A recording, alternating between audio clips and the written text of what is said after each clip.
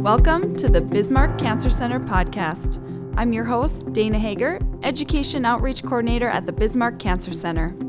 In this podcast, we'll share stories of hope, help, and healing, and learn more about the people and technology behind the scenes at the Bismarck Cancer Center. Today's guest is Amanda Ihmels, dietitian over at the Cancer Center. How are you doing, Amanda? Welcome. Doing great. Thanks, Dana. We are so excited to have you here today. First of all, can you introduce yourself to our listeners and tell us the role that you play at BCC? Sure. I'm the oncology dietitian at the Cancer Center. I'm a registered dietitian, board certified in oncology nutrition.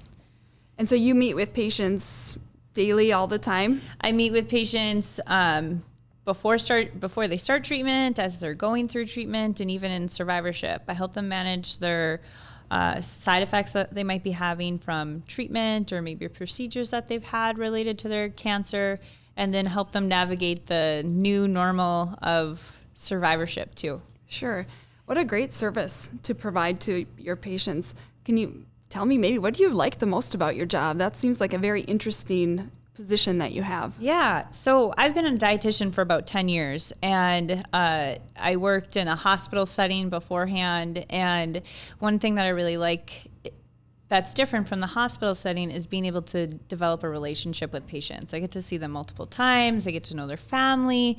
I am learning more about their lives and trying to help them feel better as they go through treatment, as a lot of the side effects that patients have can impact their nutrition. They might not be feeling, they might have an upset stomach, or they're feeling nauseated and they're not eating, or they might be having other GI symptoms, or it could be painful or difficult to eat. And so it's nice to be able to kind of meet the patient where they're at and where they're at symptom-wise, and be able to troubleshoot it a little bit and help individualize their care. So you kind of take what they're going through and give them tips and tools then to help them through the process? Yeah. So for example, if there's somebody who we're treating and they have, let's say, head and neck cancer, which is an area that I really enjoy working in, and they're having a hard time swallowing because it's painful, we'll talk about the foods that they're eating now, and maybe how can we fit some more nutrients into that without necessarily increasing the amount that they have to eat. So it's a little bit of maybe trial and error, seeing what could work with a patient, maybe modifying textures, how much that they're eating at one time. The goal is to really help them maintain their weight, because we know that patients who maintain their weight can tolerate treatment better, they heal up faster, their survivorship is better if they can do that. That's a very valuable role and a great thing that you're doing for them. Tell me what it means to you to be able to offer these services to your patients. Yeah, it's really exciting because the Bismarck Cancer Center offers something that other cancer centers might not have easy access to. So sometimes, or some of the requirements are that cancer centers have access to a dietitian, but a lot of them don't have an in-house dietitian. And so if a patient comes to treatment and they're having a hard time, or they've had a rough weekend, the radiation therapist might call me and say, hey, so-and-so is having a hard time. They've been really nauseous, or eating has been difficult, or they're having problems. Can you visit with them? And I have the ability to go visit with them at that point in time, versus making an appointment and having the patient wait, and then maybe the side effect has gotten better or it's gotten worse by that point in time. And so I have the ability to intervene with the patient right at that time. And it sounds like you work really well with the other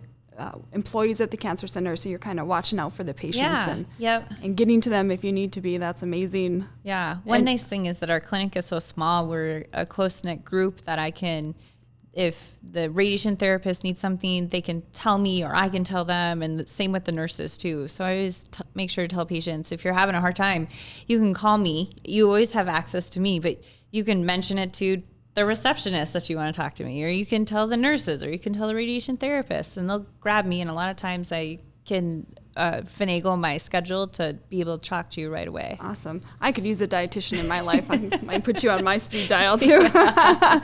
You had mentioned earlier that you really like to work with the head and neck cancer patients. You've recently started a support group for that. Can you share a little bit about, tell me about how that's going? It's really exciting because there aren't very many patients that have that diagnosis. And so unlike someone with breast cancer who may know other breast cancer survivors, sometimes head and neck survivors don't know anybody else with their diagnosis. Mm-hmm. And their needs as a survivor can be different than other cancer survivors.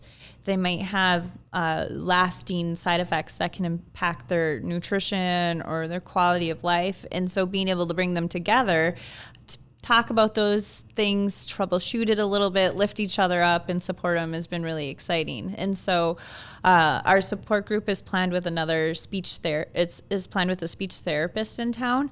So you're getting more of a kind of a comprehensive look at things versus just a nutrition piece of the puzzle. And we've brought in speakers like a dentist has come and spoke. We've had a therapist speak.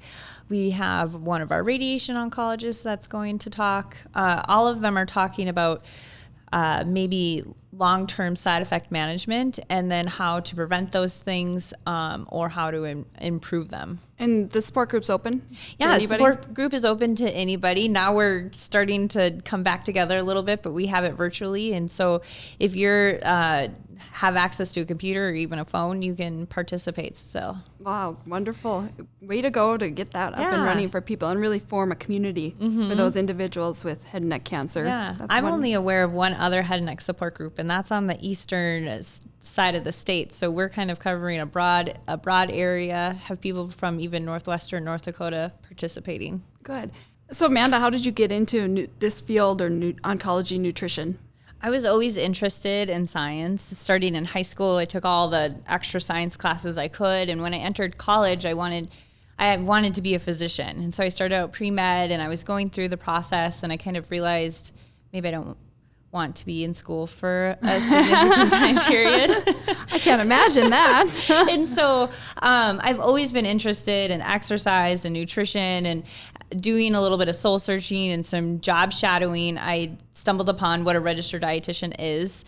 And I really like the various career paths. There's many different areas that dietitians can work, whether it's in a clinical setting or maybe you run a school food service nutrition department, or you could work in the corporate setting running their wellness program, or at a gym. There's so many different variabilities. And so I was really interested in that piece. And as I went through school and started my career, I kind of found this little niche of oncology. And I just have really loved, like I said, I really loved getting to know the patients and interacting with them on a regular basis. So did you have that aha moment that this is the path I'm going down? Well, in my career experience, I wore many different hats. I worked in inpatient in a hospital. I covered dialysis. And then when somebody went on vacation, I kind of got thrown into oncology. And I think it was maybe after a year of working in oncology that I started to feel, well, I really like this a lot more than the other areas because patients, you can make a big difference in their life and how they're feeling, and they like to hear what you have to say, and they're much more likely to follow some of those recommendations too. Absolutely. You've talked about helping patients throughout their treatment with cancer, but the nutrition goes beyond cancer treatment, correct? Yeah, and so we do a lot of work with survivorship. We have 2 survivorship nurses who work with the care plans and talk about maybe some long-term side effects. But oftentimes patients can get into this phase of kind of this is what my new normal is. And then we start talking about preventing recurrence or preventing other cancers. And that's where nutrition comes into play. And so talk a lot about diet during survivorship, a lot about plant-based eating, and trying to help patients move a little bit more in that direction. And just be a support system for healthy living after the cancer treatment's done. And sometimes patients can say, well, I have to do this for my survivorship. Well, it's for, your whole family should do it. It's good not for just everyone. for survivors, yes. absolutely. Good food, good life, good health, right? Yes. Something like that. Well, you do other things at the Cancer Center. I see you out and about at events and things. What are some other things that you might participate in? Yeah, so we'll go out into the community and do some speaking events during things like our Project Hope, or we'll do health fairs talking about cancer prevention too. That's another hat that I wear, talking about cancer prevention. And so you might see us out at health fairs talking about fruits and vegetables and how do we shape our plate, or at some local businesses talking about how to prevent those top 4 cancers and working towards being healthier. You're a busy lady. Yeah. Just to recap that, Amanda, there's a speakers bureau through the Cancer Center, and people, if they want someone to come talk to their business, school, organization, they can call you and you'll come out and give them a presentation on whatever topic they choose. Yeah, I have spoken at professional conferences too about cancer and survivorship, or cancer treatment and nutrition. And so there's lots of different areas where we can help educate the community. Excellent. Thank you for the work you do. And Amanda, thank you for being a part of this show today. We appreciate you coming down and sharing some of your skills and what you do at the Cancer Center with us. Yeah, thanks, Dana. Happy to be here.